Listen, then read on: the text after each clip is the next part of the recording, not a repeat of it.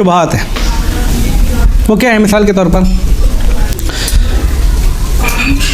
सरजमीन बरसगीर के अंदर एक शख्सियत है जिनका नाम है दाता गंज बख्श। नाम सुना होगा आप लोगों ने। दाता गंज बख्श जो है वो लाहौर के हैं, दफन है। दाता गंज बख्श बहुत बड़े सूफ़ी हैं। उनकी किताब है कश्फुल महजूब, इरफानी हजरात की जो है बेहतरीन और सूफ़ी और तसव्वुफ़ की बेहतरीन किताब है।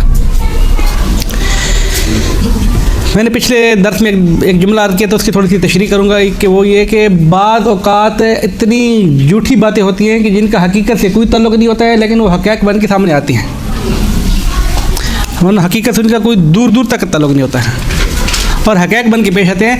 और ये चीज़ें आहिस्ता आहिस्ता जो है वो अक़ीदा बन जाती हैं, मज़हब का हिस्सा बन जाती हैं, फिर उनके ख़िलाफ़ बोलना जो एक मुश्किल हो जाती है। तो आज जो मैं नुक्ता लेके आ रहा हूँ वो ये है कि कुछ वाक़यात हैं कि जो यहाँ पर टच हैं। वो क्या हैं? दाता गंज बख्श के बारे में एक मनफी सोच है, गलत सोच। मैं दाता गंज बख्श की तारीफ़ नहीं कर रहा हूँ, थोड़ा सा तवज्जो रखिएगा कि ऐसा ना हो कि वो कहेंगे अजमल सब तारीफ़ कर रहे थे। तारीफ़ नहीं कर रहा हूँ। दाता गंज बख्श के बारे में एक गलत सोच है शियों के अंदर। वो क्या है? वो ये कि बाद अफराद, अभी आप लोगों को पता नहीं, आप लोगों की इतला भी है ही नहीं, बल्कि हमारे सिंध और पंजाब के बाद अफराद की ये पेश करते हैं कि जो दाता गंज बख्श के मुखालिफ हैं कि ये हज़रत जो है वो बीबी पाक दामना के जासूस बन के आए थे। ये बात किसी ने सुनी हुई है? 2 आदमी सुनी है, यानी इसका मतलब है कि ये बात है ना सुनी हुई। अब मैंने कहा कि कुछ ऐसी बातें होती हैं कि जो हकीकत से बिल्कुल ख़िलाफ़ होती हैं, लेकिन इतना झूठ पेश किया जाता है तो हकीकत बन जाती है। अब ये बात कि जो इन बुज़ुर्गों ने सुनी हुई है, आप लोगों ने कि जो हाथ खड़े करके बैठे थे कि सुनी हुई है, फ़िक्र तरवीज हुई है ना। अब मैं अभी ये कहूँ कि भाई ये बिल्कुल ही बातिल फ़िक्र है तो दलील तो लानी पड़ेगी, ऐसे कहने से तो बातिल नहीं हो जाएगी। बातिल फ़िक्र है और जब मैं आपको पेश करूँ तो आप समझेंगे कि घड़ने वाला कौन सा पागल इंसान था, इसको घड़ा कैसे गया। फिर बीबी पाक दामना के बारे में क्या मशहूर है? क्या मशहूर है? हज़रत अब्बास की हमशीरा हैं और लाहौर में दफन है। 61 हिजरी में यहाँ पर आई हैं। ये ख़ुद बातिल है नज़रिया अपनी जगह पर, लेकिन इसको रोक के हम ये कहते हैं कि अगर उस बातिल नज़रिए को मानते हैं दाता गंज बख्श वाले को, तो बीबी पाक दामना अगर हज़रत अबुल फज़ल अब्बास की हमशीरा हैं, 61 हिजरी के करबला के वाक़े के बाद यहाँ पर दफन हुई हैं, तो दाता गंज बख्श तो 5वीं सदी हिजरी में मुतवल्लिद हो रहा है। 400 साल के बाद वो जासूस बन कैसे गया?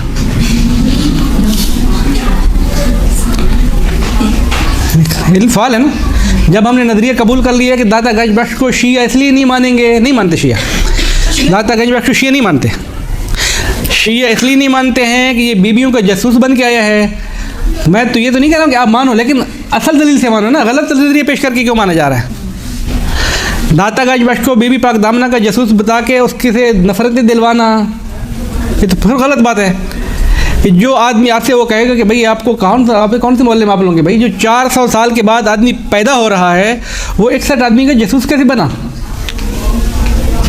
तो ये तो बात कुली तौर पे गलत हो गई कि वो जासूस तो नहीं है। फिर हम मानते हैं? नहीं, मानते भी नहीं। हम नहीं मानते हैं, लेकिन इस वजह से नहीं कि जासूस था, उसकी वजूहात कुछ और है। वो फ़िक़्ह अहल बैत से ताल्लुक़ नहीं रखता है, वो हमली मसलक का है, उसका अहल बैत से जिसका इरफान इस हद तक पहुँच गया कि वो खुदा से मुलाकातें करता है और खुदा और मिराज पे पहुँच रहा है और दूसरों को मिराज करवा रहा है, उसको आज तक ये मिराज नहीं हो पा रही कि मज़हब अहल बैत अली वाला हक़ है या मावी वाला हक़ है। तो ऐसे को मानने का फ़ायदा क्या? वो इमामुल आरिफीन बना हुआ है जिसकी मार्फत अभी तक ये समझ नहीं आ रही कि अबू हनीफा हक़ पे है या हम्बल हक़ पे है या इमाम सादिक हक़ पे है, तो उसकी इमामुल मार्फत का फ़ायदा क्या है? हम उनके फ़िक्री इनहराफात की वजह से उन लोगों को नहीं मानते हैं, क्योंकि वो अहल बैत के दर से दूर हैं, उनकी तालीमात अहल बैत के दर से दूर हैं। और हर वो शख्स, हर वो एक कायदा कुली है हमारा, यानी शियत का कायदा कुली है, हर वो शख्स, हर वो आलिम, हर वो सूफ़ी, हर वो आरिफ, हर वो मुबल्लिग, हर वो ख़तीब, हर वो ज़ाकिर कि जिसकी फ़िक्र तालीमात अहले बैत से हट के होगी, वो मुनहरिफ भी है, गलत भी है, बातिल भी है, नाकाबिल पैरवी है, नाकाबिल अतात है।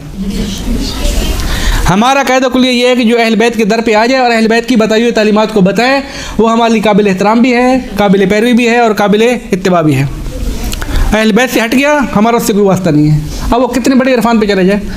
इनके अब्दुल कादिर गिलानी जो है, महबूब रब्बानी के नाम से इनका लक़ब है, ये तो मेराज में भी जाता है, खुदा से गुफ्तगू भी करता है, खुदा से खलवत में इसकी महफिल भी लगती है।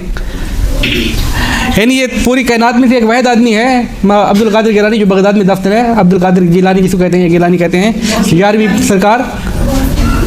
ये जब चाहते खुदा से मुलाकात करता है। हमारे यहाँ तो जो पागल जब चाहते इमाम ज़माना से मुलाकात करते हैं, वो जब चाहते खुदा से मुलाकात करते हैं। उसका कितना मकाम बुलंद हो गया। सुन्नी है, हम्बली है, गौस आज़म, वही गौस आज़म जिसे कहते हैं आप लोग, 11वीं सरकार। सर इन लोगों के जो बने हुए होते हैं नेट पे देखें शजर, वो तो इमाम हसन शजर हैं, हसनी अपने आप को लिखते हैं। वालिदा की तरफ से हुसैनी है, वालिद की तरफ से हसनी है, दो तरफा सैयद भी है। वो ये जिलानी सैयद है, हमारी तहकीक के मुताबिक सैयद नहीं, लेकिन उनका नस्ल तो जो पेश किए जाते हैं सैयद है, जो पेश किया जाता है। मैं वो बार बार कर रहा हूँ, एक दफ़ा हकीकत होती है, एक दफ़ा पेश की जाती है। ये मेरे नुक्ते, इसी नुक्ते के आगाज़ के ऊपर है कि दाता गंज बख्श हम नहीं मानते, हमारे अफराद नहीं मानते हैं, क्योंकि बीबियों के जसूस है, ये पेश किया जाता है। हकीकत ये नहीं है। अब्दुल कादिर गिलानी को सैयद बनाकर पेश किया जाता है, हकीकत सैयद नहीं है, लेकिन सैयद के उन्वान से पेश किया जाता है। क्या फरमाया?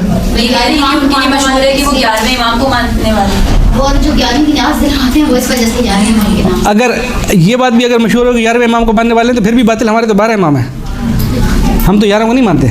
आप में से कोई है जो 11 को मान के 12 को ना मानता हो? जबकि ऐसा नहीं है।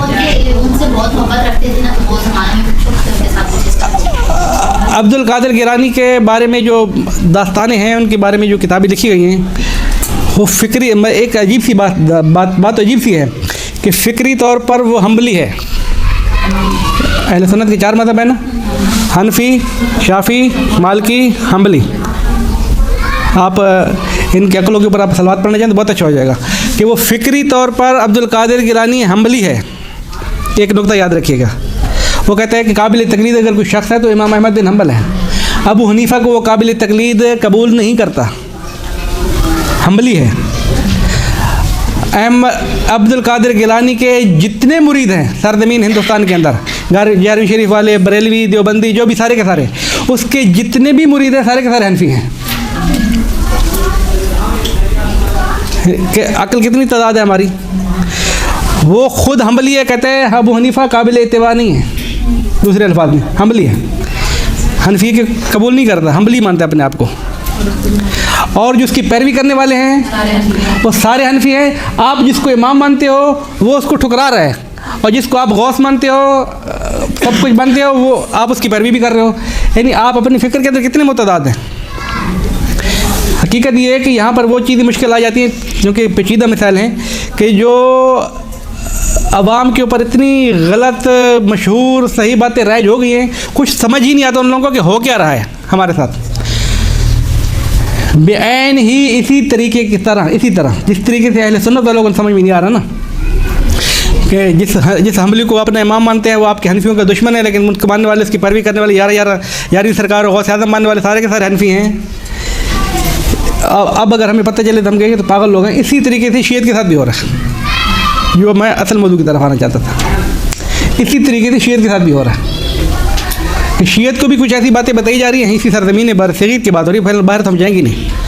सरजमीन बरसगीर के अंदर शीयत को ऐसी बातें बताई जा रही है जो शीयत से कोई ताल्लुक़ नहीं होता, लेकिन वो एक असल मुसल्लम के तौर पर पेश की जाती है, और ऐसा पेश किया जाता है कि जैसा उसका इनकार जो है कुफ्र हो जाएगा। बेअनवानी मिसाल ये एक वाक़या, बाकी वैसा हम करते चले जाएंगे आस्ता आस्ता। हज़रत बीबी पाक दामना लाहौर में दफन है, उनके मसैब भी पढ़े जाते हैं, उनके बेटों की वफ़ात भी पढ़ी जाती है, शहादत भी पढ़ी जाती है, सारे किस्से कहानियाँ भी पेश की जाती हैं।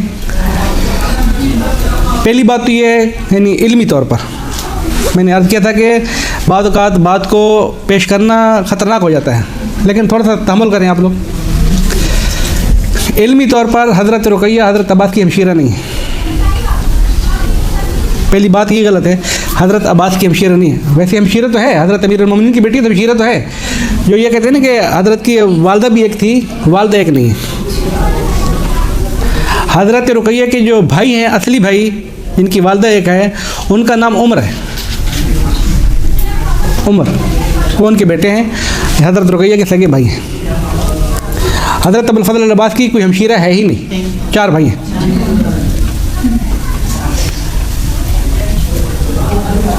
हज़रत उमर जो हैं अमीरुल मोमिनीन के सबसे छोटे बेटे हैं, आखिरी बेटे हैं, सबसे छोटे बेटे।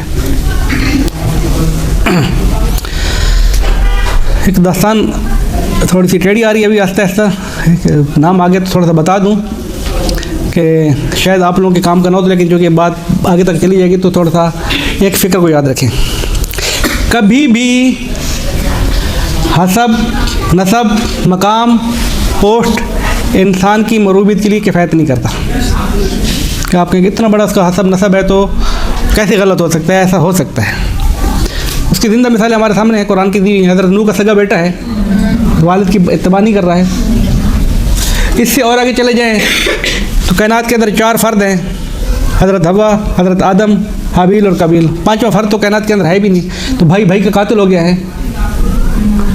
काबील ने हाबील को कत्ल कर दिया 4 आदमियों की मौजूदगी में। आज भी इस वक्त भी कि जहाँ पर पत्नी दुनिया हैवानियत में कहाँ पर पहुँच चुकी है, भाई भाई को कत्ल करता मुश्किल लगता है। तो उस ज़माने में कि जिसकी कोई नमूना मिसाल भी पेश नहीं की जा सकती कि भाई किसी को देखा होगा तो कत्ल किया होगा, माहौल ने ख़राब किया होगा, माहौल भी तो कोई नहीं है वहाँ पर। अम्मा और अब्बा ने तो नहीं कहा होगा कि भाई को काट दो, और काटने के बाद, कत्ल करने के बाद तरीका भी पता नहीं चल रहा कि दफनाया कैसे जाए।